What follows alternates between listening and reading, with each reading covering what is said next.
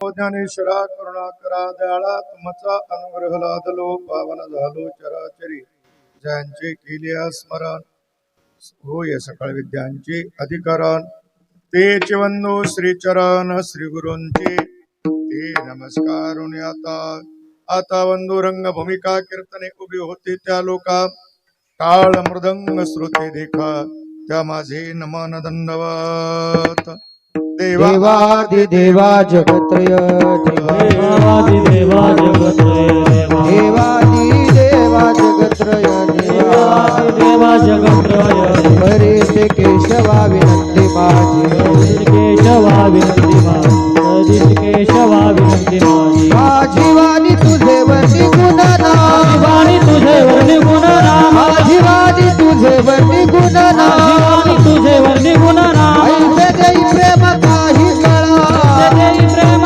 काही कळ देई प्रेम काही कळ सेवे लागे सेवक झालो तुमच्या लागलो निज चरणा अहो स्वामी तुकया देवा यावरी न करावा अविरू दुःखाची निवृत्ती सुखाचे ते सुख पाहता श्रीमुख गोविंदाची रंगने रांगत गुलगुला बोलत असुर रुळत चरणातळी आज आपल्या या आवरगाव गावी प्रातिवार्षिक स्वरूपामध्ये संपन्न होत असणार आपलं हे पारमार्थिक अनुष्ठान याही वर्षी अतिशय श्रद्धायुक्त अंतकरणाने आपल्या सर्वांच्या सहभागातून तिकडून येणारा आवाज जरा कमी करणीतला आवाज वाढव म्हणजे एकमेकाला शब्द आदळायचे नाहीत.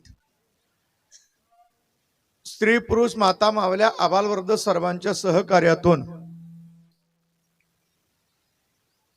दानसूर दाते अन्नदाते गावातील सर्व भजनी मंडळी या सर्वांच्याच योगदानातून आपलं हे पारमार्थिक अनुष्ठान संपन्नतेकडे वाटचाल करत आहे.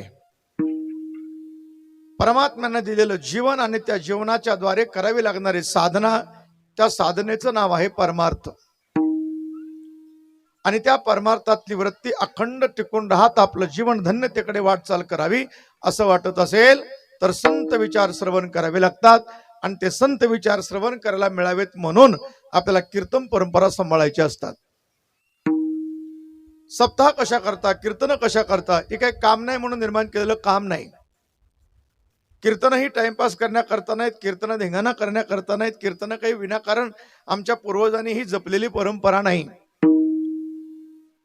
अंतकरणाची वृत्ती सात्विक बन सात्विक वृत्तीच्या द्वारे सदाचार घड सदाचाराच्या द्वारे जीवनाला सद्गती प्राप्त करत जीवनाची समाधानता साधता यावी म्हणून आपल्याला कीर्तन श्रवण करायची असतात.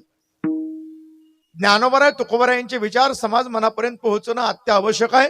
कारण तुकोबरायांच्या ज्ञानोबरायांच्या विचाराशिवाय समाजामधली शांतता अबाधित राहू शकत नाही. तुकोबरायांच्या विचाराशिवाय क्रांती होऊ शकत नाही. म्हणून ते विचार तरुणांच्या मनापर्यंत पोहोचणं अत्यावश्यक असल्यामुळे आपल्याला कीर्तन परंपरा सांभाळाव्या लागतात. कारण भारतातला तरुण समाज ज्या वेळेला संतांच्या विचाराप्रमाणे कर्म करतो त्यावेळेला त्या तरुणांची ती कर्म आदर्श कर्म असतात. म्हणून आपलं जीवन आदर्श बनावं असं वाटत असेल, आपलं जीवन दर्शनीय बनावं असं वाटत असेल तर संत विचाराचा विचार करावाच लागतो. संतांच्या विचाराशिवाय हे जीवन शांत बनवू शकत नाही आणि म्हणून आपल्याला या कीर्तन परंपरा सांभाळाव्या लागतात. आणि आपण सांभाळत आहात. गावातील सर्वच मंडळी अतिशय श्रद्धेनं सहभागी आहेत. आणि मग सरपंच अमोलरावने आपल्या हातात सूत्र घेतल्यापासून खूपसा बदल या ठिकाणी सर्वच बाबतीने झालेला आहे. गाव हिरवेगार झालंय, गावामध्ये रस्ते व्यवस्थित आहेत. त्याबरोबर सप्ताहामध्ये त्याच्या असणार आपल्याला तिथंही उल्हास आहे. ही सगळी तरुण मुलं सकाळी दिंडी निघाली की किती वाजले काय त्याचा मेळ लागत नाही, चलतात आनंद घेत राहतात. आणि मग मला माहीत झाल्यापासून मी ठरवलं म्हणलं यांचा आनंद घ्यायचा आहे तोवर घेऊ जायचा. कंटाळले की मला सांगा मग कीर्तन सुरू. त्याची काही अडचण नाही. मी अंकुशरावची सकाळीच मीच फोन केलाय आज सकाळी. रात्री माझं कीर्तन जालना जिल्ह्यात मंठ्याच्या तिकडे जवळ होतं. आलो 2:30-3 वाजता. सकाळी उठलो एकदाच नेहमीप्रमाणे 7 वाजता. मग मी फोन लावला अंकुशरावली. अंकुशरावला म्हणलं उगा मोकळ्या म्हणणं चालू द्या, फक्त अगोदर माझं याची व्यवस्था करून ठेवा आणि निवांत चालू द्या म्हणलं, आता काही अडचण नाही. पण सगळी मुलं आनंद घेतात, चांगलं आहे ना. समाज ही एकत्रित करण्याकरता, ही सामूहिक साधना कशा करता नकारे साहेब, ही सर्व एकत्रित आले पाहिजेत. ह्या हेतूचा आहे वारकरी संप्रदायाची क्रांती. काय तुकोबरांनी क्रांती केली? तुकोबरांनी क्रांती हीच केली आहे. ज्ञानोबराय, तुकोबराय, सावता बाबा, गोरोबा काका या संतांनी सामाजिक क्रांती काय केली असेल तर सामाजिक ऐक्य निर्माण करण्याकरता आपलं जीवन या ठिकाणी साधनारत केलेलं आहे. काला काय आहे? काला म्हणजे दही लह्या कालवून खाणं एवढंच काला नाही. काल्याचा विचार करत असताना काला ही अवस्था आहे, काला ही साधना आहे, काला ही स्थिती आहे, काला ही अनुभूती आहे. ह्या आध्यात्मिक दृष्टिकोनातून याचा विचार आणखी स्वतंत्र आहे. पण 750 वर्षापूर्वी पंढरपूरच्या वाळवंटामध्ये, नका लावू त्याला, पंढरपूरच्या वाळवंटामध्ये चोखोबराय, सावता बाबा, गोरोबा काका, ज्ञानोबराय, नामदेवराय या सर्वांनी एकत्रित येत आनंदाचा केलेला कल्लोळ आणि जगाच्या समोर मांडलेलं एकतेची ती आनंदाची अनुभूती, हा काला अतिशय महत्वाचा आहे. आणि म्हणून सामाजिक ऐक्य हा पहिला संतांच्या विचाराची भूमिका आहे. संतांनी ते कार्य केलंय. आणि मग या निमित्तानं सगळे ग्रामस्थ मंडळी एकत्रित येतात, आनंदानं नाचतात, एकत्र येऊन बसतात. तसे आता माणसाजवळ माणसं येणं फार कठीण झालेलं आहे. थोडस अवघड आहे. माणूस म्हणतात जग मुठीत आलं. अरे जग मुठीत आलं पण माणूस लांब गेलाय ना. फोन लावला की आता फार अमेरिकेतला माणूस एका सेकंदात कानात बोलतो. एवढं जग मुठीत आलं, पण लांब किती गेले माहिती का? माणसापासून माणूस किती लांब गेलाय. शेजारच्या खोलीतल्या माणसाला बोलवायला फोन लावून बोलवावं लागतंय, एवढा लांब गेलाय. आणि म्हणून सामाजिक ऐक्याचे कार्यक्रम, हे सामूहिक उत्सवाची परंपरा, ही आमच्या पूर्वजांनी, आमच्या साधू संतांनी या हेतूनच निर्माण केलेली आहे की या निमित्तानं समाज एकत्रित आला पाहिजे. म्हणून गावातील सर्वच मंडळी याच्यात सहभागी आहेत. जुने सगळे भजनी मंडळी, काही राहिले नाहीत, काही गेले, मृदंगाचार्य बी गेले यावर्षी. पण जे आहेत ते या तरुणांच्या मागे उभं राहतात. आणि तरुण मुलं सगळीच अतिशय श्रद्धेनं असणारे झटतात, त्याबद्दल काही शंका नाही. आणि त्यांना आपल्या सर्व ग्रामस्थांची असणारी अतिशय साथ असते. अशीच साथ आपण दिली तरच कार्य करायला माणसाला पुढे असणारा उल्हास येतो, नाहीतर मग पटकीची साथ येते. मात्र सगळ्याची साथ आहे. त्यामुळं हा महोत्सवाबरोबरच गावही तेवढ्याच असणार आनंदामध्ये आपलं राहत आहे. त्यामुळं संपूर्ण ग्रामस्थांना धन्यवाद देतो. या निमित्तानं कार्यक्रमाकरता आपण आमंत्रित केलेले मृदंगाचार्य ऋषी महाराज, पुन्हा गायनाचार्य भक्तराज महाराज, दुसरे आमचे गायनाचार्य दत्ता महाराज, माझे वराल्य हर्षद महाराज आणि सर्व हे तरुण भजनी मंडळी आमंत्रित आपण केलेली आहे. आमचे लहान लहान मुलं विद्यार्थी या ठिकाणी आपल्याला टाळकऱ्याच्या रूपाने उपस्थित आहेत. पण माझी विनंती एक आपल्या सर्वांना अशी राहील, हे मुलं आमंत्रित करा, यांना प्रोत्साहन देणं गरजेचं आहे. पण गावातले 10-15 तरी टाळकरी उभे राहिले पाहिजेत. गावातले टाळकरी उभे नाही राहिले तर भविष्य काळ फार अंधारात आहे. बाहेरून आणल्याबद्दल माझं म्हणणं, संस्थेबद्दल माझं म्हणणं विरोधातलं नाही. ठीक आहे, ती लेकरं शिकतायत, त्यांना प्रोत्साहन दिलं पाहिजे. पण बाहेरची सगळे आणून जर गावातली नुसती बघत राहिली तर त्याच्यात आनंद नाही. गावातले 15-20 तरी टाळकरी मस्त पांढरे कपडे घालून, चुकू द्या, टाळ चुकला तर चुकला, थोडा चुकन, एकदा चुकन, दोनदा चुकन, चारदा चुकन, पण येईलच ना. कोणतरी काहीच्या पोटात थोडं शिकून येतंय. पण आपल्याला हे परंपरा जिवंत ठेवायची असतील, तुकोबराय ज्ञानोबरायांचे विचार जिवंत ठेवायचे असतील तर गावातले 15-20 टाळकरी तयार झाले पाहिजेत. आणि गावातले टाळकरी असे भरगच्च उभे राहिले का नाही, मग म्हणायचं आपल्या सप्त्याला फळ लागलं. सप्त्याचं फळ ती आहे. गावातले भजने तयार झाले पाहिजेत, सात्विक मुलं तयार झाली पाहिजेत, निर्व्यसनी समाज तयार झाला पाहिजे, गावातले भेद संपले पाहिजेत, समाजातली एकता निर्माण झाली पाहिजे, गाव आनंदात राहिलं पाहिजे. ही सप्ताहाची फळं आहेत. याच्याकरता सप्ताह आपल्याला करायचा असतो. आणि म्हणून आपण आता पुढच्या वर्षी याचा विचार करायचा आहे आणि 10-15 मुलांनी टाळ. तसं आमच्या सरपंचाची धमक अशी, ती उभा राहिलं की सगळं उभं राहते, मला माहिती आहे. आता पुढच्या वेळेला सरपंचाला टाळ घेऊन उभा करतो. आता एवढ्या बार मला जरा उशीर झाला, हे मस्त त्या पांढरे कपडे घालून मग 10-12 पोरं उभे राहतात. टाळकरी 10-15 टाळकरी गावातले उभे राहिले, मग मात्र नकारे साहेब आपला कार्यक्रम सक्सेस झाला. विठाला विठ्ठल विठ्ठल विठाल विठाल विठाल विठाल विठाल विठाल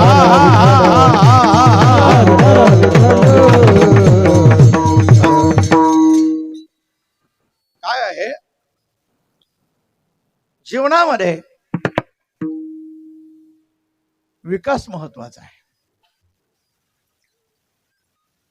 आणि त्या विकास हा कशा करता असला पाहिजे, तर समाधाना करता असला पाहिजे.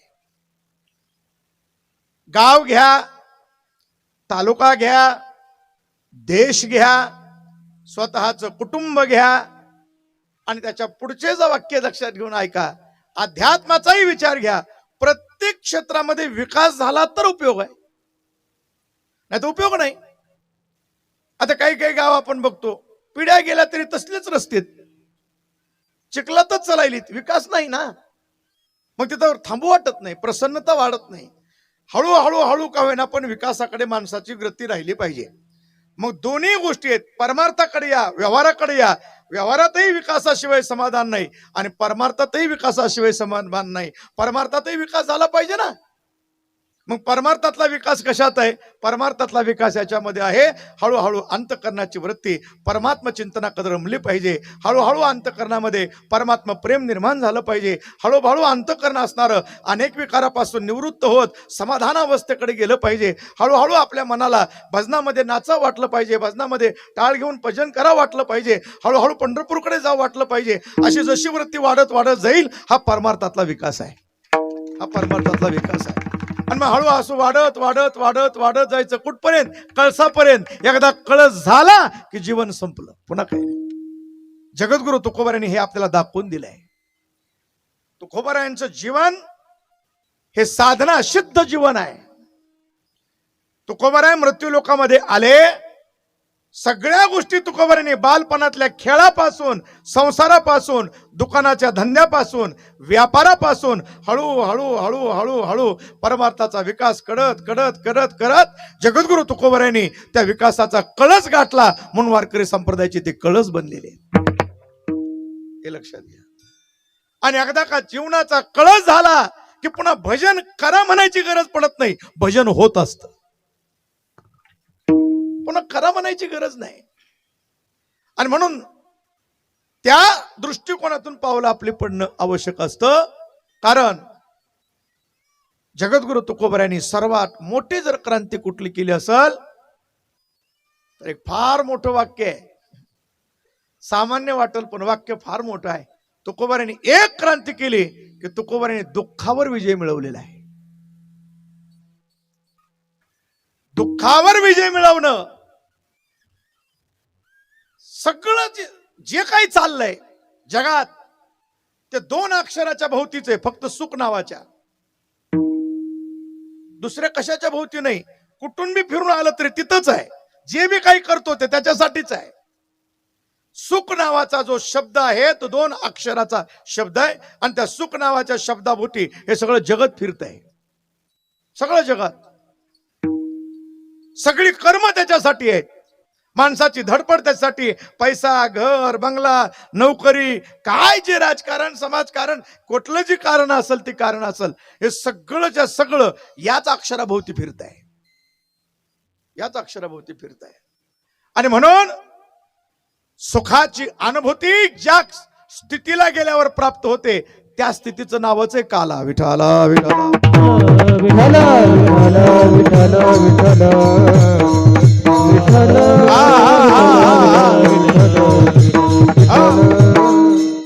काला म्हणजे काय? ब्रह्मरूप सुखरूप ब्रह्मतत्वाशी ऐक्य निर्माण करणं, ब्रह्माचं आपला भेद निवृत्त करणं म्हणजे काला. जीवतत्व आणि परब्रह्म तत्व यांचं मिलन होणं, यांचं ऐक्य होणं, एकता प्रस्थापित करणं म्हणजेच काला. दुसरा काला नाही. भेद काला झाला की भेद राहत नाही, भेदाची निवृत्ती होते आणि अभेदाची सिद्धी होते.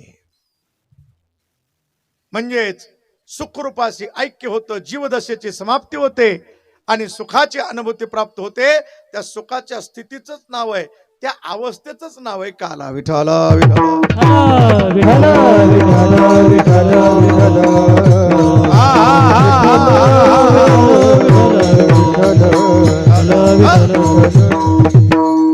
आणि मग आमचे जे प्रयत्न आहेत ते दुःखासाठी नाही, सुखासाठीच आहेत. कोणतरी म्हणतं का, हे हनुमंतराय सप्त्यात मी पंगत घालतो, माझ्या अंगाला खरूज होऊ दे. खरूजसाठी नाही कोणी करत. आपल्या जीवनातलं दुःख गेलं पाहिजे, आनंद प्राप्त झाला पाहिजे, याच्याकरताच प्रयत्न चाललेत. आणि त्याच्याकरता प्रयत्न करणं हे बी चुकीचं नाही, केले पाहिजे. आणि त्या प्रयत्नाची जी अंतिम स्थिती आहे, त्या साधनेचं जे अंतिम साध्य आहे, दुःख निवृत्ती आणि आनंदाची अनुभूती, ती जी अवस्था जिथं प्राप्त होते त्याच अवस्थेचं नाव आहे काला. विठ्ठल विठ्ठल विठ्ठल विठ्ठल विठ्ठल विठ्ठल. आणि म्हणून हा नामदेवरायाचा अभंग मी या निमित्तानं चिंतन करता घेतलेला आहे. नामदेवराय हे भगवान परमात्म्याचे प्रेम भांडारी आहेत. नामदेवराय एवढं प्रेम देवाचं दुसऱ्या कोणाला मिळालं नाही. नामदेवरायांनी ते प्रेम प्राप्त करून घेतलंय. प्रेम मिळवण्याकरता अधिकार असावा लागतो. माणसं कोणावरही प्रेम करत नाहीत. आणि त्यातल्या त्यात प्रेम करायला देव जरा चिंगट आहे. बाकी काही बी देईल, रिद्धी देईल, सिद्धी देईल, मोक्ष देईल, प्रेम लवकर देत नाही. भगवान परमात्म्याचं सगळ्यात जास्त प्रेम जर कुणाला प्राप्त झालं असेल तर ते फक्त नामदेवाला मिळालं. तसं तर सगळ्या संतांवर देवाचं प्रेम आहे, याच्यात काही शंका नाही. सगळी संत देवाचीच आहेत, सगळ्यावरच प्रेम आहे. पण त्यातल्या त्यात थोडं अधिक प्रेम हे नामदेवावर आहे. का? एखाद्या आईला जशी 4-5 मुलं असली, 5 मुलं तिचीच आहेत, पण 5 जरी तिला लेकरं असली तरी त्या आईचं सुद्धा एखाद्यावर प्रेम जरा थोडं जास्त असतं. त्याला लोण्याचा गोळा थोडा अधिक. धाकुट्याच्या मुखी घास घाली माता, घास घाली माता. धाकुट्याच्या मुखी घास घाली माता, राकुटाच्या मुखे घास घाली माता. वरी करी सत्ता शहानिया, वरी करी सत्ता शहानिया. वरी नरी सत्ता शहानिया, वरी नरी सत्ता शहानिया. धाकुट्याच्या मुखी घास घाली माता, धाकुट्याच्या मुखी घास घाली माता. दाकुट्याच्या मुखी घास घाली माता, दाकुट्याच्या मुखी घास घाली माता. वरी करी सत्ता शहानिया, वरी करी सत्ता शहानिया.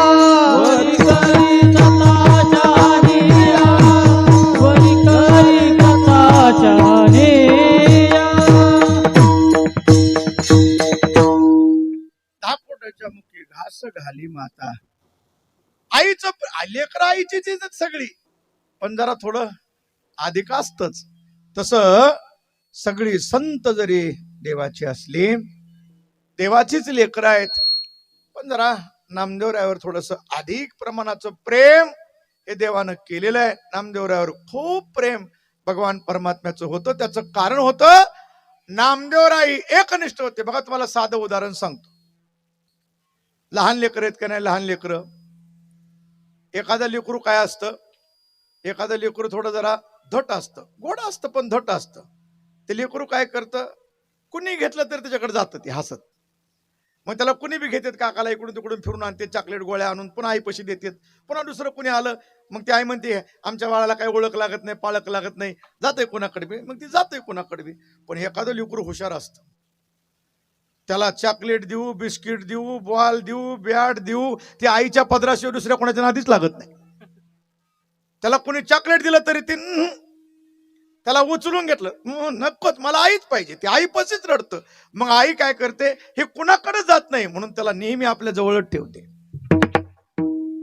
माणसं त्याला येड्यात काढते, ही चिडचिड आहे, पण ती येडं नसतं. त्याला माहिती आहे मी जर कोणाकडे बी गेलो तर आई माझ्यापासून लांब जाईल, मला आईचं प्रेम मिळणार नाही, म्हणून ती कोणाकडे जात नाही. ती बरोबर आईचंच प्रेम मिळवतं. तसं नामदेवरायचं वैशिष्ट्य आहे, नामदेवराय दुसऱ्याकडे जात नाही. नामदेवराय दुसऱ्या देवाला बघायला सुद्धा तयार नाहीत. नामदेवरायने देवाला स्पष्ट सांगितलं होतं, देवा ज्या देवाचे कमरेवर हात नाहीत ना त्या देवाच्या पाया सुद्धा मी कधी पडणार नाही. कटावरी कर नाही ज्या देवाचे, नेघे दयाचे दर्शन, घे मी तयाचे दर्शन.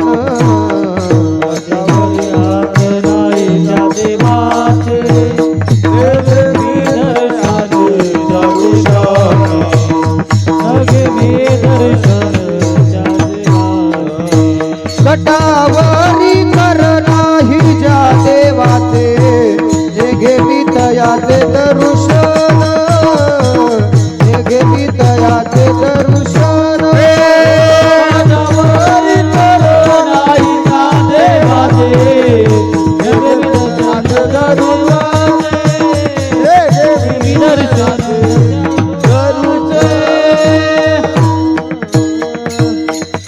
कटावरी कर नाही ज्या देवाचे, नेघे मी तयाचे दर्शन.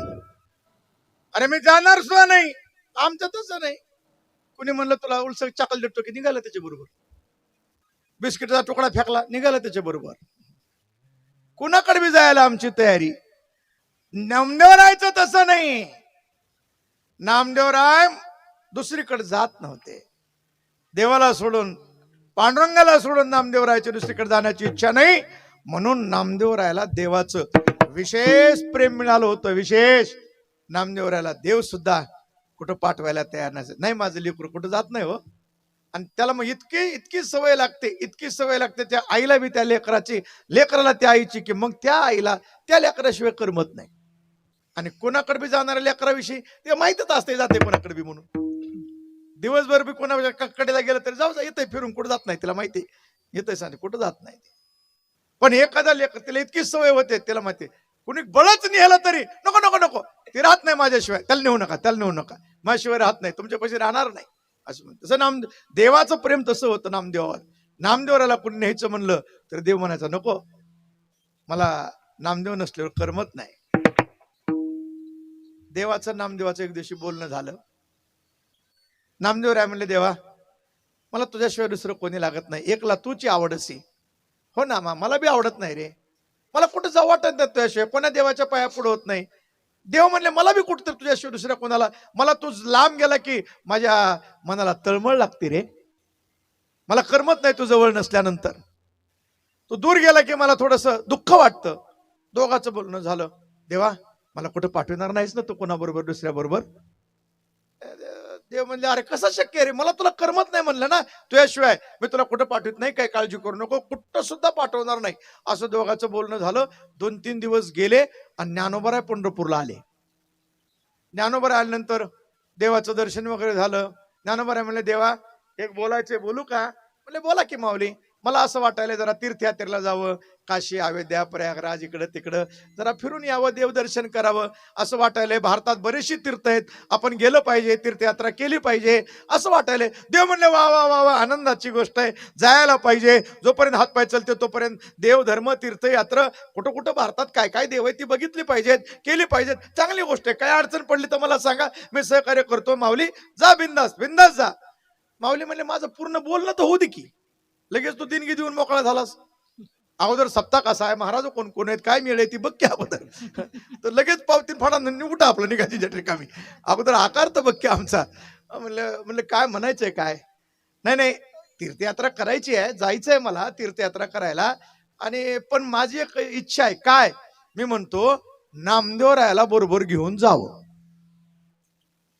नामदेवरायाला बरोबर घेऊन जावं म्हणल्याबरोबर देव म्हणले मग ठीक आहे, काय हरकत नाही, जा घेऊन. नामदेवराला तुमच्या बरोबर न्यायचं, न्या, काय अडचण नाही, घेऊन जा. नामदेवराय लांबून बघत होती. ते अगोदरच चेहरा पडला होता त्यांचा, घेऊन जायचं म्हणल्यावर चेहरा नाराज झालेला देवाकडे. त्यांना वाटलं देव पाठवायचा नाही. नामदेवराला विश्वास होता, आता बोलणं आताच झालंय, काही 2 दिवस बी गेले नाहीत ना, ठरलंय पक्क कुठं पाठवायचं नाही. त्यांना वाटलं पाठवायचा नाही देव. देव म्हणले घेऊन जा. घेऊन जा म्हणलं नामदेवराय डोळ्यातच पाणी आलं. देवाच्या बी डोळ्यात पाणी आलं नामदेवाला बघून. नामदेवाच्या डोळ्यात पाणी आलं. नामदेवराय काय बोलणे, जरा माऊलीला बाजूला जाऊ दिलं, हळू सकमान इकडे. देवाला म्हणले इकडे, जरा इकडे. काय काय म्हणत होतास कालच, परवा दिवशीच मला म्हणलास कोणाला पाठवणार नाही, कोणाबरोबर तुला पाठवणार नाही, मला तुझ्याशिवाय करमत नाही, आणि ती म्हणल्याबरोबर तू निहाजा म्हणलास. मग नुसतं प्रेमाचं नाटक करत होता काय माझ्या बरोबर, तुला मला पाठवा वाटतंय.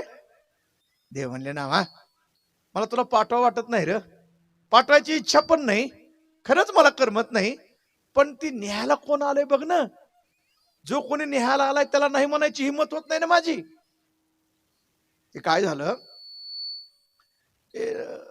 नवीन लग्न झालेली मुलगी नांदायला गेली, दुसरं तिसरं वर्ष. माहेरची जरा सासूबाई थोड्या जरा कडक होत्या हिटलरच्या काळातल्या, आणि सासूबाईने मनातल्या मनात ठरवलं ह्या बाहेरला सुनाला पाठवायचंच नाही दिवाळीला.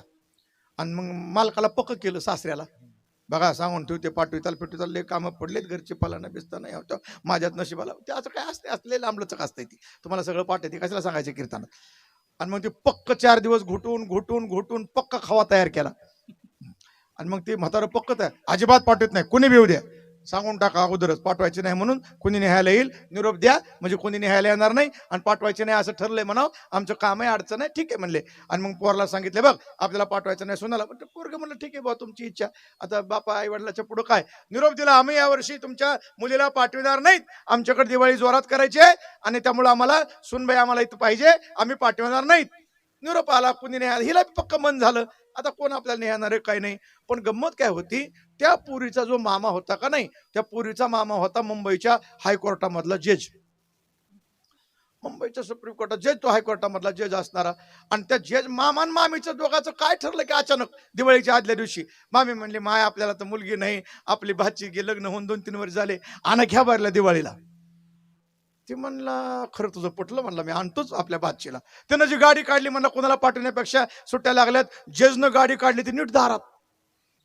जज आल्याबरोबर तर ही सगळे उठून स्वागत आला, या पाहुणं कसं काय, काय साहेब आमच्या घरी, काय आमचं नशीब, फोन करायचा होता, मी आलो असतो की भेटायला, नाही सुट्ट्या होत्या मीच आलो, कसं काय येणं केलं बैठकीत बसल्यावर, काही नाही, असं आमचं ठरलंय की ह्या दिवाळीला तुमची सून आहे का नाही, ती माझी भाची आहे, आणि आमचं असं ठरलंय की तिला आपलं दिवाळीला आमच्याकडे न्यायचंय, म्हणून नेण्याकरता आलोय. सासरा म्हणला न्या जा, लगेच न्याजा. नेहाजा म्हणल्याबरोबर तर म्हातारी आतमध्ये होतीच की काय म्हणतय ती. म्हातारीची नत्त कुणीकडे गेली कोणाला माहिती. म्हातारी 2000 नक्ता पण किती म्हातारीनं काय ऐकलं नाही. शेवटी म्हातारीने कोण इकडे या, इकडे आत खोलीत, काय ठरलं होतं, पाठवायची नाही ठरलं होतं का नाही. ते म्हणलं सगळं खरंय, पण नेहायला कोण आलंय बघ की, नेहायला जज आलाय, त्याला नाही म्हणायची हिंमत आहे का. पांडुरंग म्हणले नामा, अरे ठरलं होतं रे, तुला पाठवायचं नाही रे, मला ठरलं होतं, पण न्यायला ज्ञानोबा आहेत ना, माऊली आलेत ना, म्हणून तुला पाठवावं लागेल. नामदेवराय जाऊ मी आता सगळं नामदेवरायचं चरित्र मला सांगायचं नाही, माझा मुद्दा फक्त तेवढा आहे की खूप प्रेम देवाचं. त्या नामदेवरायचा हा अभंग मी या निमित्तानं चिंतनाकरता घेतलेला आहे. विठ्ठला विठ्ठल विठ्ठल विठ्ठल विठ्ठल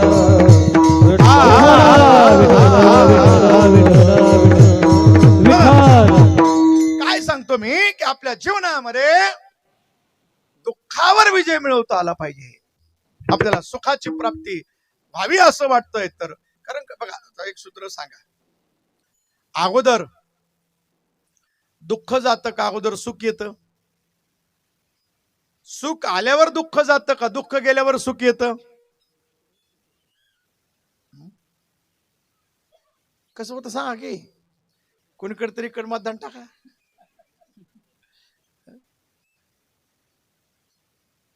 आपल्याला सुखी व्हायचंय, मग दुःख घालवावं लागेल ना. खोलीमध्ये अंधार आहे हं? सगळीकडे अंधार आहे, आपल्या कोणीकडे काही दिसत नाही. बाहेरून आलो आपण, बटन टाकलं, लाईट लागली, प्रकाश झाल्याबरोबर अंधार गेला. पण प्रकाशाची प्राप्ती जोपर्यंत होत नाही तोपर्यंत अंधाराची निवृत्ती होत नाही. तसे आपल्याला जर सुख पाहिजे असेल, दुःख निवृत्त करायचं असेल, तर सुखरूप तत्वाची प्राप्ती करावी लागेल. त्याच्याशिवाय आपलं दुःख जाणार नाही. दुःख घालवायचंय, दुःखाची निवृत्ती करायची आहे, तर सुख प्राप्त होतं कशानं याचा विचार करावा लागेल. विठाला विठाला विठ्ठल विठ्ठल विठ्ठल विठ्ठल विठ्ठल विठ्ठल विठ्ठल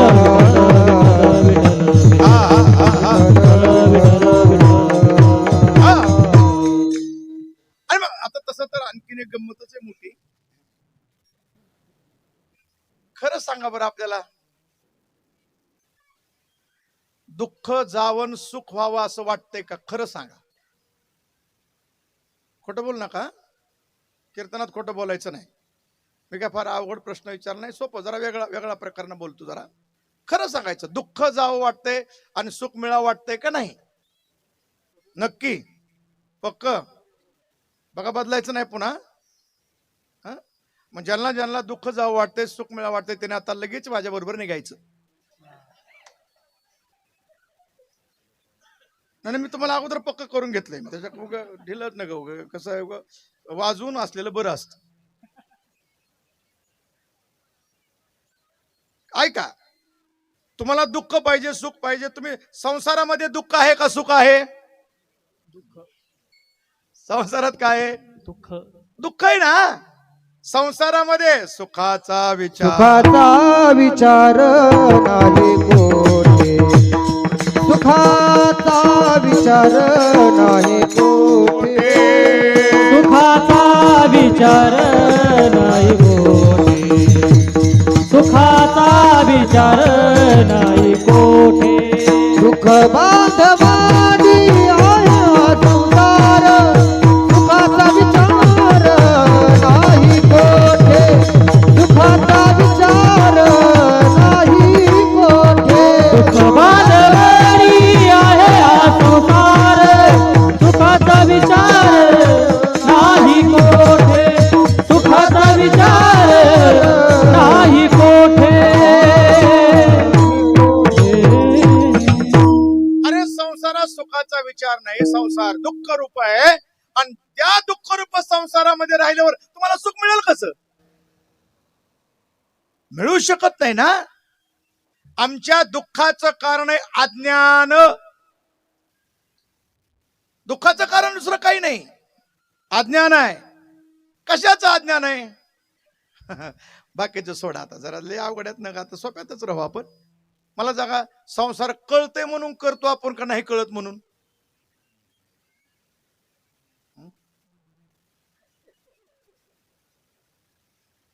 संसार कळतंय म्हणून करतो का नाही कळत म्हणून?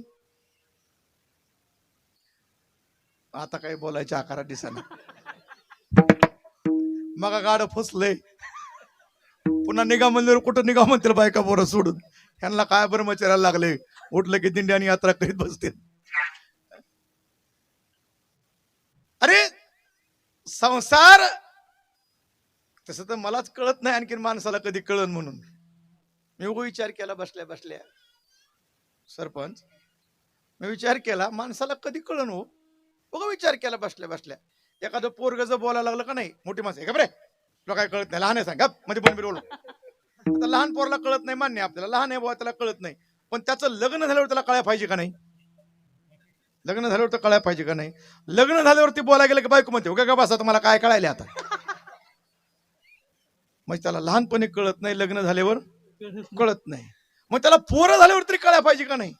मग पोरं मोठी झाली, पोर ती म्हातारा बोलायला गेले की पोरं म्हणतात उगाच पण आता कोपऱ्यात, तुम्हाला आता म्हातारपणाला काय कळायले? मग काय मेलेवर कळतं का? हे माणसाला कधी कळण हे मलाच कळलं नाही, म्हणून मी विचारलं तुम्हाला. मी विचारतोय कशा करता, संसार कळतोय म्हणून करतो आपण का नाही कळत म्हणून? ज्यांना ज्यांना संसार कळाला ती माणसं संसाराच्या नादी लागली नाहीत. का बरं? काय जगताचं जगतविषयी शत्रुपानं असलेलं ज्ञान हे सगळ्यात मोठं अज्ञान आहे. जरा हे अवघड होईल, सोपं सांगतो. बरं आता दुसऱ्या बाजूने जाऊ, जरा दुसऱ्या बाजूने जाऊ तुम्हाला कळण्याकरता. आता माणसानं खऱ्याच्या नादी लागावं का खोट्याच्या? खरं बोला, कीर्तनात खोटं बोलायचं नाही. माणसानं खऱ्याच्या नादी लागावं का खोट्याच्या? खऱ्याच्या ना, खोट्याच्या लागलं नाही पाहिजे. हे पकय का नाही? बरं मला सांगा, खोट्याच्या नादी लागणारा माणूस शहाणा म्हणेल का? नाही म्हणणार नाही. जे माणसं खोट्याच्या नादी, त्याला माणूस येड आहे म्हणते, त्याला काही कळतं का? नकली मालाच्या नादी लागते.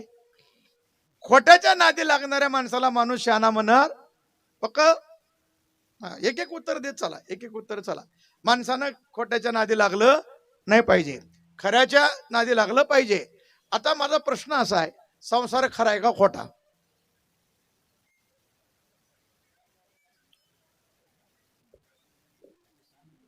मी कोणाला काही म्हणणार नाही, तुम्ही उत्तर द्या फक्त. मी काही बोलणार नाही, मी काही बोलणार नाही. संसार खरा आहे का खोटा? ज्ञानावर लटिका व्यवहार सर्व हा संसार, लटिका व्यवहार सर्व हा संसार, व्यवहार सर्व हा संसार, लटिका व्यवहार सर्व हा संसार, लटिका व्यवहार सर्व हा संसार, लटिका व्यवहार सर्व हा संसार, लटिका व्यवहार सर्व हा संसार, लटिका व्यवहार सर्व हा संसार. वाया धार हरिवीन वाया धार, हरिवीन वाया धार, हरिवीन हरिमुखे म्हणा, हरिमुखे म्हणा, हरिमुखे म्हणा, हरिमुखे म्हणा. वाया धार हरिवीन वाया धार, हरिवीन हरिमुखे म्हणा, हरिमुखे म्हणा, हरिमुखे म्हणा, हरिमुखे म्हणा. ज्ञानोबा म्हणाले, लटिका व्यवहार सर्व हा संसार सर्व खोटा आहे. मग खोट्याच्या नादी लागणं चांगलंय का? खोट्याच्या नादी लागणाऱ्याला शहाणा म्हणत, त्याला काय म्हणतात मी म्हणत नाही. संसार हे जगत, ते काय झालं, एकदा महाराज जन्मेजय आपले जनक महाराज सम्राट आहे, चक्रवर्ती आहेत, आणि चंदनाचा पलंग आहे, वरी सगळी रत्न चमकणारी आहेत. अशा ऐश्वर्यामध्ये त्यांचा बेडरूम, त्यांचं शयन कक्ष. महाराज झोपलेले, त्या झोपडेमध्ये महाराजांना स्वप्न पडलं. सम्राट, भारताचा चक्रवर्ती राजा, आणि स्वप्नामध्ये ते झाले भिकारी. सगळी संपत्ती गेलेली आहे, अंगावर कपडे नाहीत, 2 दिवस जेवायला मिळालेलं नाही, कुणी पाणी द्यायला तयार नाही, कुणी भाकरीचा तुकडा देत नाही, आणि मोठमोठ्यानं भीक माग, द्यावं मी मरण आता, मला एक तुकडा द्यावं, एक तुकडा द्यावं पोटात घालायला, मरतोय मी आता, मला भूक सहन होत नाही, द्यावं, मोठमोठ्यानं वरडायलेत. आणि मग ते त्या स्वप्नामध्ये ते भयानक स्वप्न बघितलं, आणि राजा दचकून जागा झाला. आणि बघतो तर पलंगावर आहे, सोन्याचं सगळं, चांदीचा पलंग, त्या चंदनाचा पलंग आहे, बाहेर दारपाळ उभा आहेत. राजा जागा झाल्यावर धापात माणसं हजर, काय पाहिजे सरकार, काय पाहिजे सरकार. राजाला अटका धक्का बसला. राजा काहीच बोलत नाही, एकच वाक्य, ते खरं का हे खरं, ते खरं का हे खरं, एवढंच एकच वाक्य. वेड लागल्यासारखं कुणी गेलं तरी, राजसाहेब काय, ते खरं का हे खरं. वेड लागलं राजाला, काय करावं काही कळना, प्रधान सगळे परेशान, काय करावं काय, राजाला नेमकं म्हणायचं काय, काहीच कळना. आणि शेवटी एका महात्म्याकडे गेले, अष्टवक्रासारखे महापुरुष. महात्म्याला प्रधानाने सांगितलं, महाराज चला हो राजवाड्याकडे. म्हणे का? आमच्या राजेसाहेबाची फार दयनीय अवस्था झाली आहे, तब्येत बिघडून गेली आहे, काही बोलत नाहीत, एकच बोलतात, ते खरं का हे खरं. चला म्हणले, मला माहिती औषध, चला. अनेक वैद्य केलेत आम्ही, काही फरक पडना. म्हणले मी आहे, काळजी करू नका. महात्मा आला, राजानं महात्म्याला बघितलं, साष्टांग प्रणिपात केला, दर्शन केलं. महाराज ते खरं का हे खरं? महात्म्यानं सांगितलं, राजा ते बी खरं नाही हे बी खरं नाही. ते जसं खोट आहे तसं हेही खोटच आहे. त्याचाही नाद सोड याचाही नाद सोड तर तो आनंदात राहशील. तेही स्वप्नच आहे आणि हेही स्वप्नच आहे. स्वप्नीचे चेले जाईल रया. आणि अज्ञानामुळं आम्हाला हे खरं वाटतं, मोह निर्माण होतो आणि दुःख होतं. आम्हाला दुःख घालवायचं असेल तर त्या ज्ञानाची आवश्यकता आहे. आणि मग ते ज्ञान दुसऱ्या तिसऱ्या ठिकाणी कुठं होऊ शकत नाही. परमात्मा दर्शनानं त्या गोकुळच्या लोकांना सुख झालं. का सुख झालं? कारण गोकुळच्या लोकांना ज्ञान झालं, ते बी सहज झालं. लोका गोकुळच्या झाले ब्रह्मज्ञान गेलिया वाचून जगत गेलिया वाचून जगत गोकुळच्या झाले ब्रह्मज्ञान गेलिया वाचुनी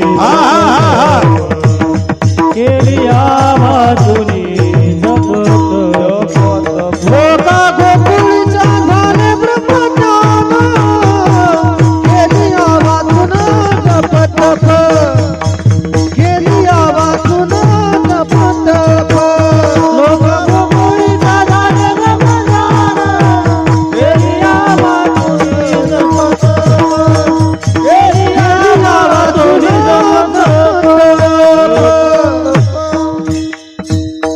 भगवंताची प्राप्ती झाली की ब्रह्म, अरे हा ब्रह्मविद्येचा जनिता त्यांच्याकडे आला ना. याच्यापासूनच आहे वेददया निद्रितेचा घोरू तो परब्रह्म तत्व प्राप्त झालं की ब्रह्मज्ञानाची प्राप्ती सहज लिलया गोकुळच्या लोकांना झाली. कारण बघा, दुःख जाऊन सुखाची प्राप्ती होण्याकरता दोन गोष्टीची आवश्यकता आहे. एक दैन्याची निवृत्ती आणि अज्ञानाची समाप्ती. अज्ञानही गेलं, गोकुळच्या लोकांना ब्रह्मज्ञान झालं. आणि दैन्यही गेलं, कारण घरोघरी झाला लक्ष्मीचा वास.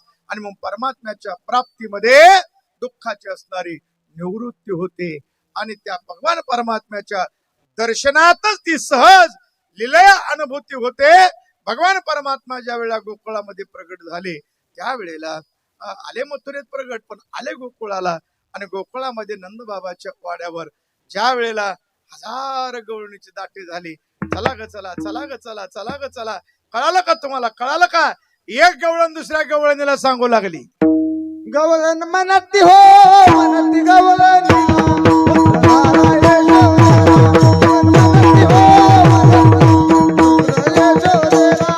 म्हणती हो म्हणती गवळणीला पुत्र झाला यशोदेला. गवळण म्हणती हो म्हणती गवळणीला पुत्र झाला यशोदेला. पुत्र झाला यशोदेला पुत्र झाला यशोदेला पुत्र झाला यशोदेला पुत्र झाला यशोदेला पुत्र झाला यशोदेला.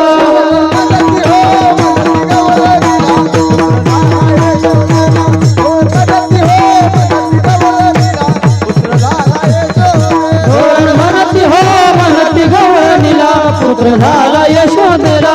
गवळण म्हणती हो म्हणती गवळणीला पुत्र झाला यशोदेला.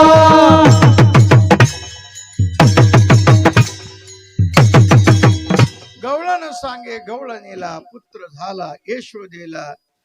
सगळ्या गवळणी सगळीकडे बातमी पसरली. गवळणीची दाटी झाली नंदबाबाच्या वाड्यावर. आतमध्ये गेले गवळण बाहेर येत नाही, बाहेरीला मध्ये जाता येत नाही. कसं तरी मधल्या बाहेर आल्या. आणि मग तिला विचारलं, माय एवढ्या वेळ काय पाहत होती? अगं मी ज्या बाळाला पाहिले ते बाळ सामान्य नाही. त्याला पाहिल्यानंतर जीवनातला अति उच्च टोकाच्या आनंदाची अनुभूती प्राप्त होते. ती आनंदाची प्राप्ती कशामध्ये होते? त्या परमात्म्याला पाहण्यात होते. महाराज पहिल्या चरणामध्ये सांगतात, दुःखाची निवृत्ती सुखाचे जे सुख. दुःखाची निवृत्ती सुखाचे जे सुख. दुःखाची निवृत्ती सुखाचे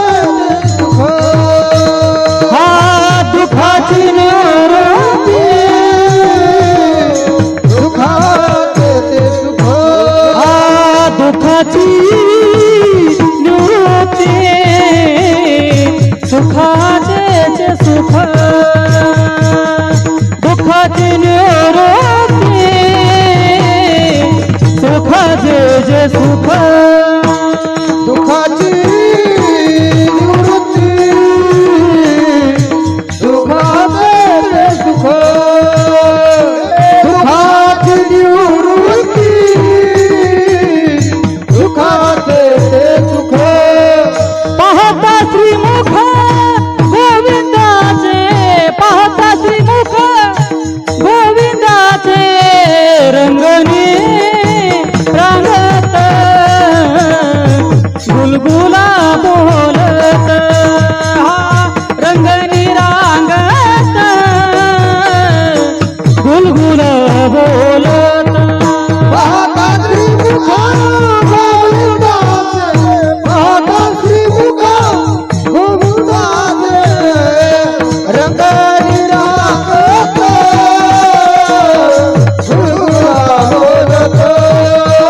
रंगणी रागत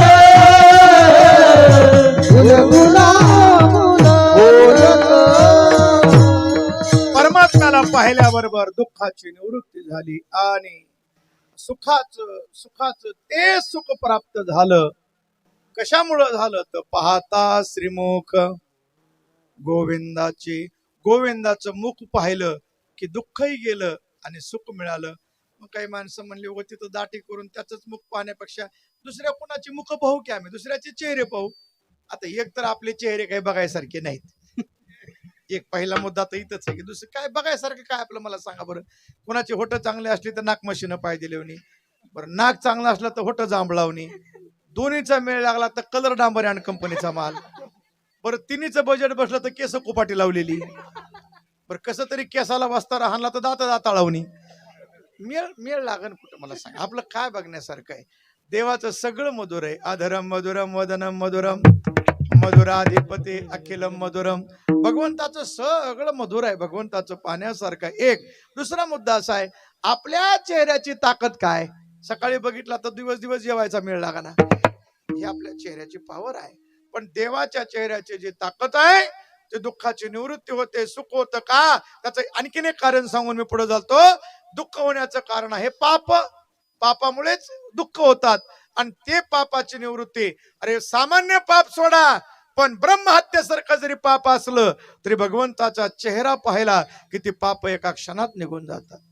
कोटी ब्रह्महत्या मुख पाहता जाती कोटी ब्रह्महत्या मुख पाहता जाती कोटी ब्रह्महत्या मुख पाहता जाती कोटी ब्रह्महत्या मुख पाहता जाती काय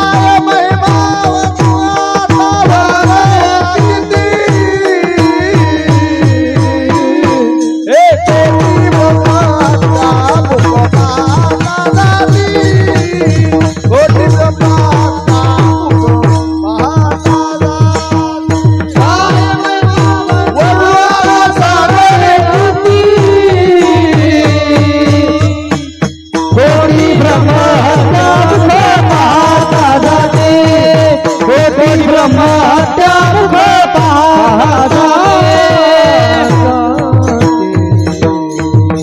म्हणून परमात्म्याला पाहिलं की दुःखाची निवृत्ती सुखाचे ते सुख पाहतात श्रीमुख गोविंदाची.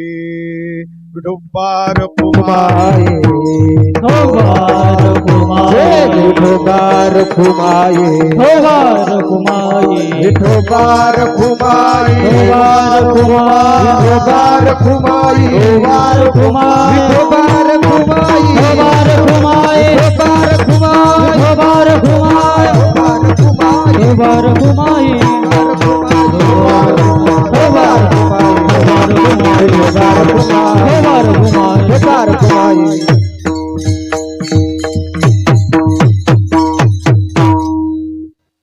भगवान परमात्मा गोकुळामध्ये लीला करू लागले. यशोदामयानं सकाळी उठावं, भगवंताला सुंदर आंघोळ घालायची, केसाचा वरी जुट्टा बांधायचा, पिवळा पितांबर नेसवायचा. भगवान परमात्मा रांगू लागले आणि कसे रांगू लागले. तळवे तळहात टेकीत तळवे तळहात टेकीत डाव्या गुडघ्याने रांगत डाव्या गुडघ्याने रांगत डाव्या गुडघ्याने रांगत तळहात टेकीत तळहात टेकीत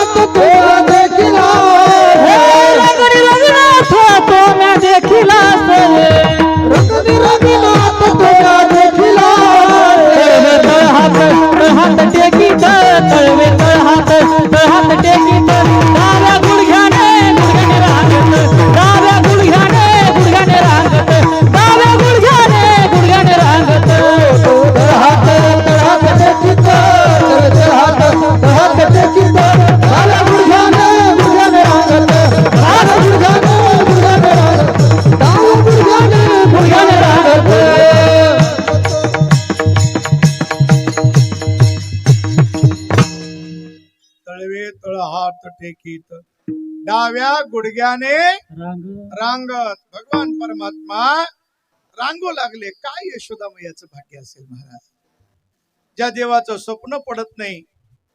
योगी जपी तपी सिद्ध संन्यासी यांना परमात्मा स्वप्नात यायला तयार नाही. तो परमात्मा परब्रह्म निष्काम तो हा गवळिया घरी वाक्यावाळे अंधु कृष्ण नवनीत चोरी. भगवान परमात्मा रांगतोय, पण जरी भगवान परमात्मा रांगून लीला करत असले तरी भगवान परमात्म्याचं सामर्थ्य कमी समजू नका. नामदेवराय म्हणले परमात्मा रांगत असला तरी त्याची ताकद किती दुसऱ्या चरणात सांग. रंगानी रांगत गुलगुला बोलत, रंगानी रांगत गुलगुला बोलत, रंगनी रागत गुलगुला बोलत, रंगनी रागत गुलगुला बोलत, रंगानी रांगत गुलगुला बोलत, रंगानी रांगत गुलगुला. रंगनी रागत गुलगुला बोलत, रंगनी रागत गुलगुला बोलत.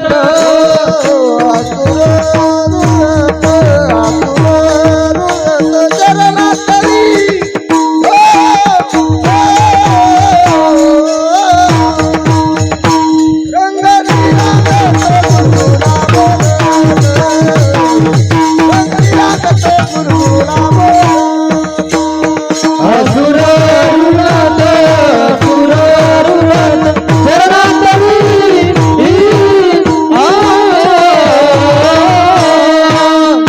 रंगनी रागत गुलगुला बोलत, रंगनी रागत गुलगुला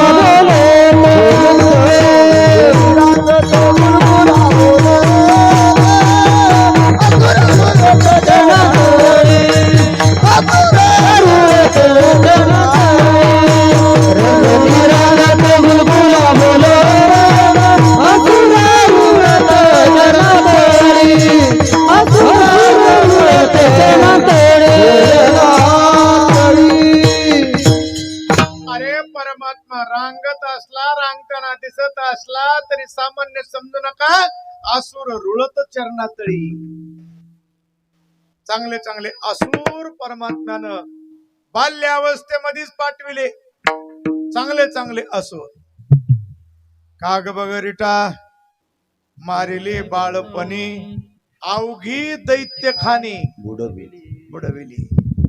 भगवान परमात्म्याला लहानपणी त्या बाळाला मारण्याकरता कंसानं मीटिंग बोलवली होती. अरे त्या गोकुळामध्ये आनंद चाललेला आहे. कुणीतरी एक बाळ जन्माला आले, बाळ कृष्णानंदा घरी सगळ्याला आनंद देतोय. ते आनंद बंद पडला पाहिजे. सगळे गावातले लोक एकत्रित येऊन आनंदानं नाचतेत, गुड्या उभ्या केल्यात, तोरणं बांधलेत. आनंद बघवतच नाही महाराज कुणाला. मी कंसाचं सांगायलोय. कंसाला गाव एकत्रित आलेलं, आनंदानं नाचायला लागलेलं, राक्षसाला ते पाहवत नाही. लगेच ते मिटिंग घ्यायला सुरू करतात. हे आनंद बंद पडला पाहिजे. लगेच त्यांच्या मिटिंगा चालू. तुम्हाला बघा बघा संतांची वंशावळी चालू आहे तशी राक्षसाची बी चालूच आहे की. त्यांचा काय वंश खंडित झालाय का? नाही, त्यांची बी वंशावळी चालूच आहे. त्यांची बी माणसं आहेत तर त्यांची वंश पुढे चाललाच आहे. आणि मग ज्यांना चांगलं काम आवडत नाही, ज्यांना समाज एकत्रित आलेला आवडत नाही, ज्याला भजन कीर्तन आवडत नाही, ज्याला परमार्थ आवडत नाही, जे याला विरोध करतात ते कोणाचे वंशज? मी म्हणलो नाही, मी म्हणलेलो नाही, मी काही म्हणणार नाही कुणाला, मी म्हणत नाही. त्यांचीच वंशावळी आहे. त्यांना चांगलं कुठलं बघवतच नाही महाराज, चांगलं पाहवतच नाही.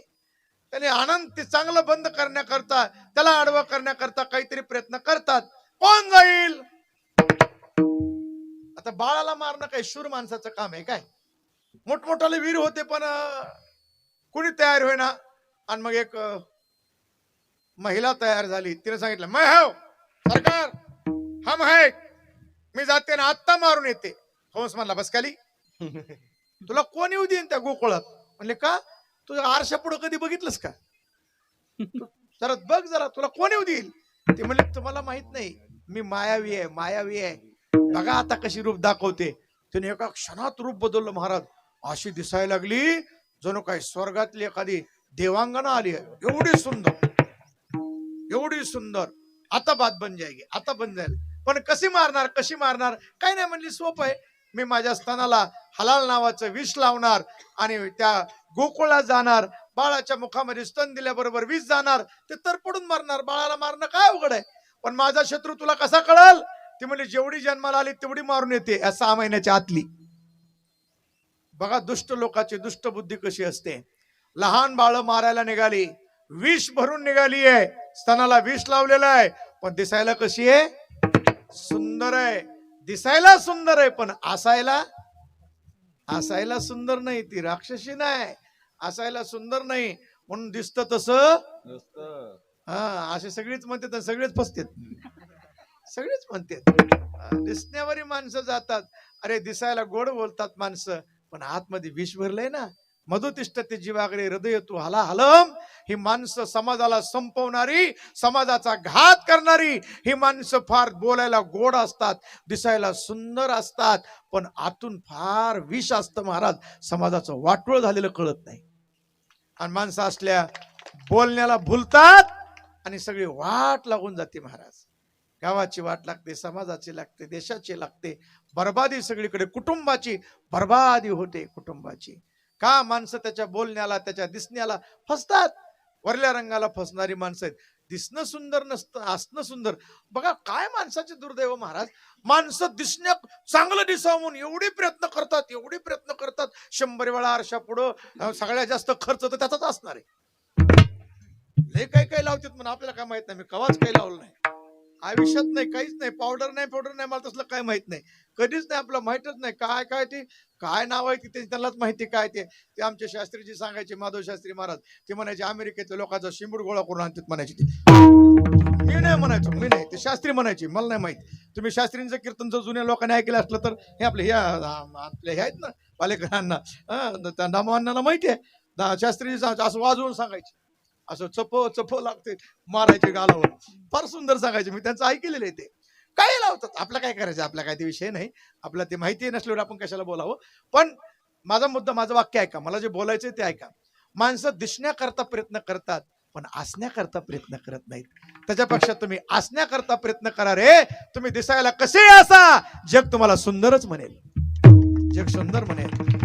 वरला रंग काळा आहे का गोरा याचं घेणं देणं नाही. तुमची कर्म, तुमचे विचार, तुमचं अंतकरण काय विचार करताय. तुम्ही वागता किती चांगलं, बोलता किती चांगलं, सगळ्याच्या विषयी तळमळ तुमच्या अंतकरणात किती आहे हे महत्वाचं आहे. वरलं दिसणं महत्वाचं. जाऊ द्या. ते पुतना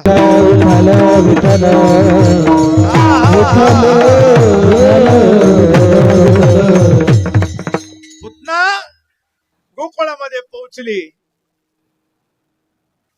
आई पाण्याला गेलेली असेल, बाहेर गेलेली माता बघावी.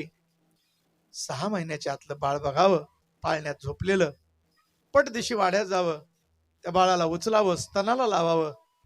विषाचा वास आला की त्या लेकरानं प्राण सोडायचा, पाळण्यात टाकावं, निघून जावं.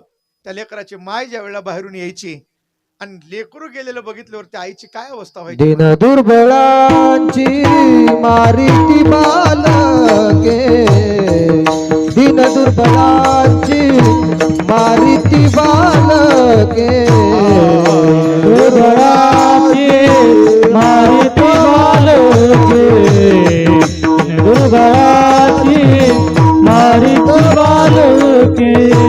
करिता ती शोके माय बापे, करिता ती शोके माय बापे. दिन दुर्बळाची मारिती बालके, दिन दुर्बळाची मारिती बालके. करिताची शोके माय बापे, करिता ती शोके माय बापे. दुर्बळाचे मारित बालके, दुर्बळाचे मारित बालके. सगळ्या गोकुळामध्ये हाहाकार माजला, सगळे गोकुळ रडू लागलं. आणि हे बाळ मारत मारत मारत नामदेवराय म्हणतात, नामा म्हणे आली नंदाची या घरा, स्वरूप सुंदरा देवांगना. यशोदेनं पाहिलं, कोण सुंदर आली आहे, कोणतरी असं बाबा आली बरोबर. ये ये ये ये, अगं मला बसायला वेळ नाही, तुला बाळ झाले म्हणून बघायला आले, पटदिशी दाखव, मला जायचंय. अगं पण काय मी तुला ओळखलं नाही. काय ओळखायचंय त्याला, मी तुझ्या लांबच्या नात्यातली बहीणच आहे, तुझ्या लग्नाला येणं झालं नाही, मुलगा झाला म्हणून कळालं म्हणून बघायला आले. बरं बस म्हणणे दाखवते, पण आत्ताच पोरग झोपलंय. झोपत नव्हतं पण आत्ताच झोपी घातले पाळण्यात, तुला उठलं की आणते. असं म्हणल्याबरोबर भगवान परमात्मा म्हणले, आमच्या आईला धंद्यातलं कळतच नाही. भवानीचे पारे आलेले गिराई कुठं सोडायचं असते का. भगवान परमात्मा लगे रडायला लागले, टेहा टेहा करून. अगं रडतोय की, जा घ्या जा. हिला तेवढंच पाहिजे होतं. आतमध्ये गेली, बाळाला घेतलं, मांडीवर ठेवलं. तिला असं वाटलं आता पटदिशी विषाचा वास आला की ही बी मरून जाईन, पण तिचा अंदाज चुकला. तिला वाटलं ही टुल्लू मोटरच आहे, पण तिला कळलंच नाही मोठी पानबुडी म्हणून. तिला ते अंदाज आला नाही. तिला वाटलं फेस टू फेस झालं की मोटर जळून जाईल, पण तिला ते अंदाज चुकला. तिला वाटलं उचलावं असताना लावा मरण. भगवान परमात्माने डोळे बंद केले. डोळे बंद करण्याची पुष्कळ कारण आहेत, फक्त एकच कारण सांगतो आता, एवढीच कारण सांगत नाही. भगवान परमात्माने डोळे बंद केले आणि भगवान शंकराचा धावा केला, महादेवाचा. हे बोले शंकर, हे बोले बाबा, लवकर या लवकर या, माझ्या कंठामध्ये बसा. म्हणले का, अहो मला विष पिण्याचा अभ्यास नाही ना, मला दूध लोणी प्यायचा अभ्यास आहे. तुम्ही समुद्र मंथनातलं विष पिलेलं आहे, तुम्हाला विषाचा चांगला अभ्यास झालाय. तुम्ही या कंठात बसा, विष तुमच्याकडे वाढा आणि दूध माझ्याकडे पाठवा. हे देवता लोक लय हुशार आहेत महाराज. हे महादेव बोचारा भोळा आहे, त्या महादेवाला कुणी बी गोड बोलून विष पाजते. काय करता आता, महादेवाचं नशीब आहे, त्याला काय करता. आणि मग भगवान परमात्म्याने भगवान शंकराचा धावा केला. भगवंताने सुरुवातीला विष खेचून घेतलं, मग दूध खेचलं, फुटबॉल दुधाकडे गेला. आणि पण बाळ कुठं मरतय, रक्ताकडे फुटबॉल गेला. हिच्या लक्षात आलं, बाप रे इथं गडबडवाली बात लग रे, ही मरण कसं काय गेलंय, रक्त खेचायले, काहीतरी गडबड आहे. मग ती म्हणते, लाला छोड लाला छोड लाला छोड. 6 महिन्याचं बाळ बोलायला लागलं. ते म्हणलं, मावशीजी हम आधे में नहीं छोडेंगे, अभी ठिकाणा लगा के छोड देंगे. एक तर म्हणलं आपण कोणाला धरत नाही, धरलं तर सोडत नाही. आता कार्यक्रमच पूर्ण झाला. आणि मग धाड दिवशी पुतना पाठीमाग जमिनीवरती पडली. बरीचशी राक्षस भगवंतानं मारली. भगवान म्हणले, आपलं काही एवढंच काम नाही, आपल्याला बाहेर आणखीन बरीचशी काम आहेत, सर्वांना आनंद द्यायचा आहे. बघता बघता बघता भगवान 5 वर्षाचे झाले. कीर्तनात लय लवकर मोठे मोठे होतात, भागवतात हळूहळू होतात. वाड्याच्या बाहेर पेंद्या बोबड्या सुद्धा मी वाटच बघत होते, काय भगवान परमात्मा आमच्या खाण्यापाण्याचा काय विचार. भगवान म्हणले, विचार करूनच आलोय, या माग. याला तारी यारे लागे, याला तारी यारे लागे, याला तारी यारे लागे, याला तारी यारे लागे. अवघे माझ्या मागे मागे, अवघे माझ्या मागे मागे, अवघे माझ्या मागे मागे. आजी दूध पोट भरी, आजी दूध पोट भरी. अवघे माझ्या मागे मागे, अवघे माझ्या मागे मागे, अवघे माझ्या मागे मागे. आजी दूध पोट भरी, आजी दूध पोट भरी. याला तरी यारे लागे, अवघे माझ्या मागे मागे, माझ्या पाठीमाग या, मी तुम्हाला पोटभर खायला देतो. रोज एका वाड्यात भगवान परमात्म्यानं गोपाळाला घेऊन जावं, काय खायचे तेवढं खावं, गाडगी पालती घालावी, दुधाने पालती घालावी, फोडावी. गवळणीने विचार करायचा, माय कोण चोर आहे ग, रात्रीच येतय रात्रीच जातय, कोण चोर आहे, काही तपास. एका सुनबाईने सांगितलं, आत्याबाई मला चोर माहिती आहे. माहिती हो, तुला कस काय माहित. अहो हे लय प्रसिद्ध चोर आहे, हे डाकू काय सामान्य वाटला का. ऐसा पुराण प्रसिद्ध चोर केशव नामयाचा. कोण आहे ग, कोण आहे ग, म्हणती नंदाची पोरे, आजी चोरी केली खरे. नंदाचं पोरगे होय, चला चला चला सगळ्या मिळून जाऊ. आणि सगळ्या गवळणी एकत्र झाल्या आणि नंदबाबाच्या वाड्यावर आल्या. अवघ्या मिळवणी गवळणी नंदबाबाच्या वाड्यावर आल्या. यशोदाबाई बाहेर या, बाहेर या, बाहेर या. का ग कालवा करायला? बाहेर या अगोदर. यशोदा बाहेर आली आणि सगळ्या गवळणीनं एक स्वरात सांगितलं, यशोदे ग बाळ तुझा तान्हा यशोदे ग बाळ तुझा तान्हा यशोदे ग बाळ तुझा तान्हा यशोदे ग बाळ तुझा तान्हा कुठवरी सुधी गाना कुठवरी सुधी गाना सुधी गाना कुठवर सुधी गाना यशोदे बाळ तुझा तान्हा यशोदे बाळ तुझा तान्हा यशोदे ग बाळ तुझा तान्हा यशोदे ग बाळ तुझा तान्हा यशोदाबाई तुझा बाळ ताना वाटतो तुला, पण लय खोड्या करत. याच्या खोड्या सांगू किती, महिपत्र सिंधू आटे. एक खोडे का सांगायला यशोदाबाई, अनंत अनंत खोड्या तुझं करतय. यशोदा म्हणले, का ग असं बोलता ग माझ्या लेकराला? माझं लेकरू तसं नाही गे. सावळा गे चिमणा माझा, गवळणीत खेळ राजा. तुम्ही मोठ्या ढाल गजागे गोकुळच्या नारी. हा योगेश्वरावा काही बी बोलू नको. हे बघ तुझं पोरग बारक्यासारख्या खोड्या सोड. चोऱ्या करते, चोऱ्या चोऱ्या करते. हो माझं पोरग, हो तुझंच पोरग काय चोरतय? लोणी चोरतय. यशोदा म्हणली, वा ग वा, तुम्हालाच खायला मिळत नसं ना माझ्या लेकरावर आळ घेता वय. हा माझ्या घरी 9 लाख गायी आहेत, लोण्याचा पुरा आलाय आणि कशाला लेकरू येईल चोरे कराय? तुम्ही खाऊन लोण्याचा गोळा, आळ घेता या गोपाळा. तुम्ही ठाईच्या ओढाळा गे. तुम्ही ओढाळ आहेत. हा माझ्या लेकराचा तुम्हाला बघवत नाही, खेळणं पावत नाही. तुम्ही खेळायला लागला की तुम्ही लपून याचा भवरा. हा तुम्ही याचा भवरा लपविता, तुम्ही याच्यावर आळ घेता.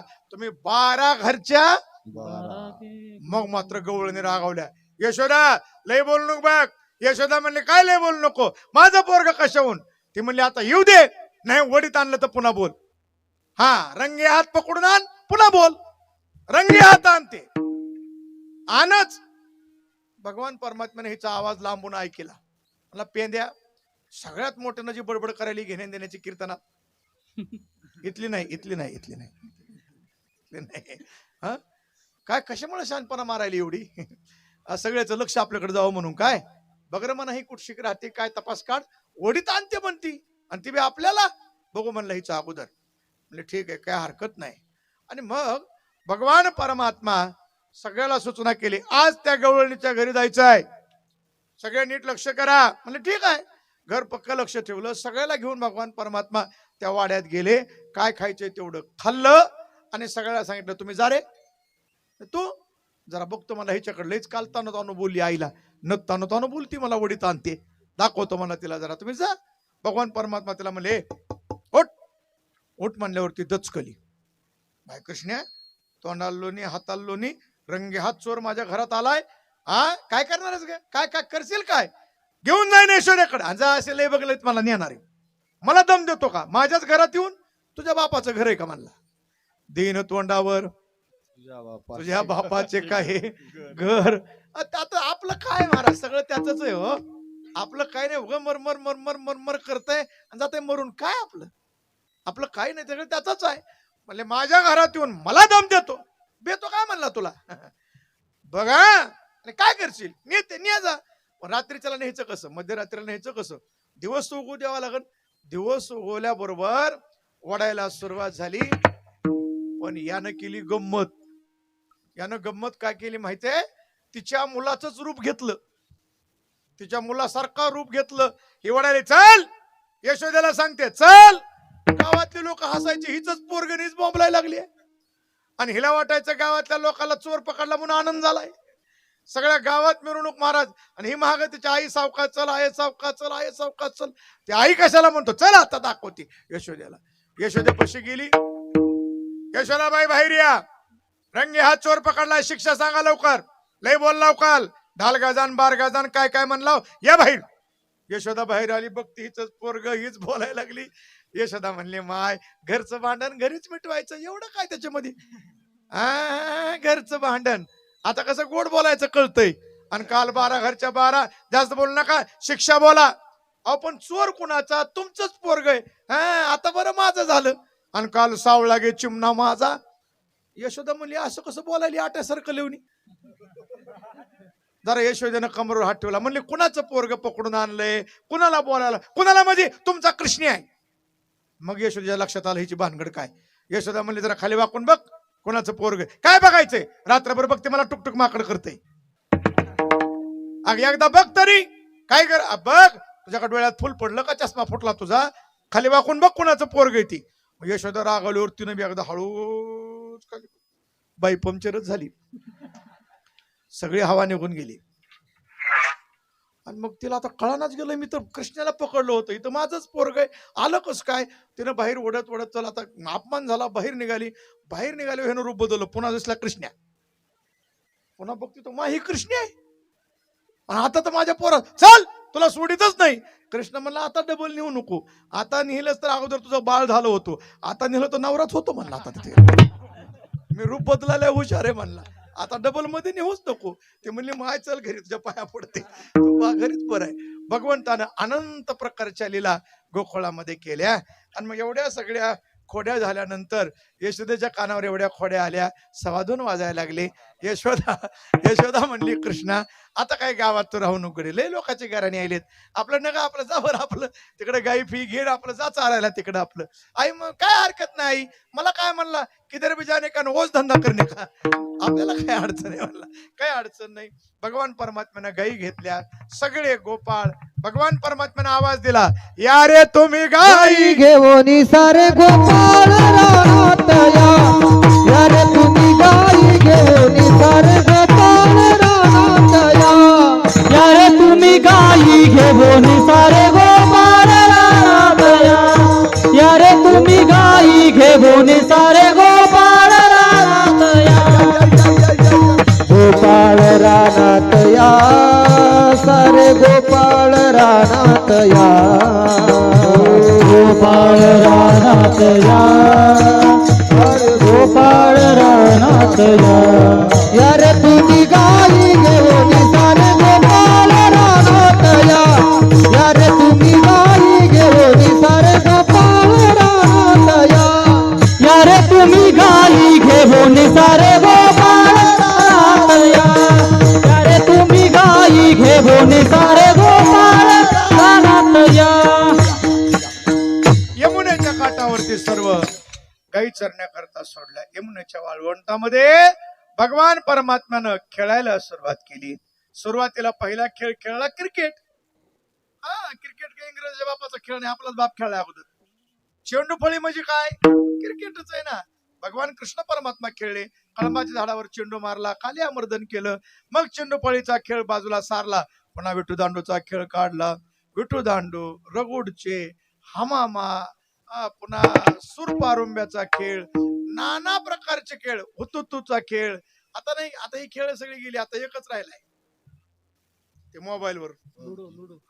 मोबाईलवर नुसतं असं हातवरी करीत राहते, येडेवणे आपलं ते झोपीत बी असंच करता येते, झोपीत पागल झाले काय नाही. त्या मोबाईलनं माणसाची अर्धी डोकी खाऊन टाकली सगळी आता.